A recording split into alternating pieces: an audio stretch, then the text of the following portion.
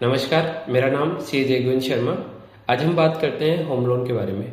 तो अभी जैसे मैं कई रेफरेंस लेता हूँ लोगों से, कई लोगों से, मेरे जो क्लाइंट्स हैं उनसे मिलता हूँ, तो वो एक ही बात कहते हैं कि सर हमें जो बैंक प्रॉमिस करती है वो हमें रेट ऑफ इंटरेस्ट नहीं देती या वैसी टर्म्स नहीं देती जिसपे हम अपने सेल्स के जो पर्सन है बैंक से उनसे जो डील करा था।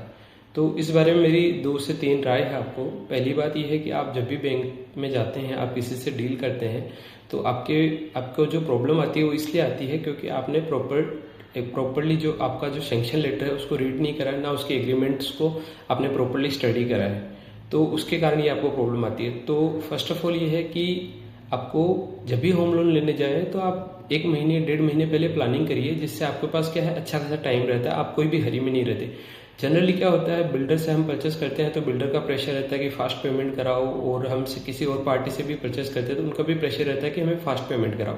ऐसी स्थिति में क्या होता है कि आप जल्द से जल्द वो एग्रीमेंट कर देते हैं, ना सैंक्शन लेटर रीड करते हैं, ना कोई और चीज़ रीड करते हैं, और आप डायरेक्टली उसको कर देते हैं।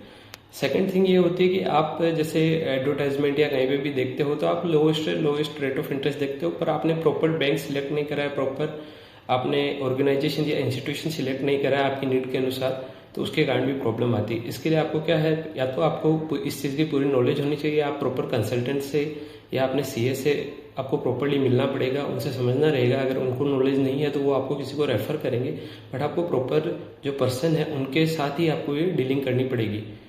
दूसरी चीज़ ये है कि आप प्रॉपर बंदे से डील करेंगे तो आपका फर्स्ट प्रॉब्लम सॉल्व हो जाएगी, आपके पास प्रॉपर बैंक है, वो बैंक आपको आपकी जो फाइनेंशियल्स है, आपके एलिजिबिलिटी है, उसके हिसाब से आपको बेस्ट ऑफर करेगा।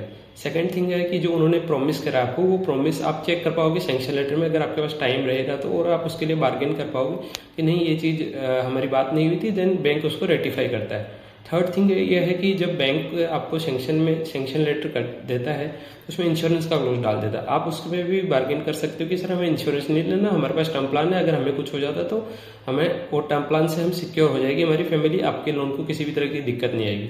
तो इससे आप वो इंश्योरेंस लेने से भी बच सकते हो, जो कि आपको उतना ज़्यादा हेल्पफुल नहीं रहता जितना टर्म प्लान हेल्पफुल रहता है।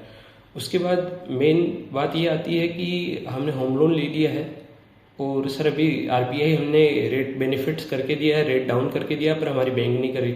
आप स्ट्रेट अवे सर बैंक को मेल डालिए, आरबीआई को मेल डालिए, बैंक करके देगी। कोई भी तरह का चैलेंजेस आता है आप प्रॉपर्ली एक मेल ड्राफ्टिंग करिए और प्रॉपर्ली बैंक और आरबीआई को डालिए, बैंक उस चीज़ को आपको करके देगी। आपको जो आपके बेनिफिट्स है उसको लेने से कोई नहीं रोक सकता, पर आपका तरीका और आपका वे सही होना चाहिए। धन्यवाद। अधिक जानकारी के लिए आप संपर्क कर सकते हैं।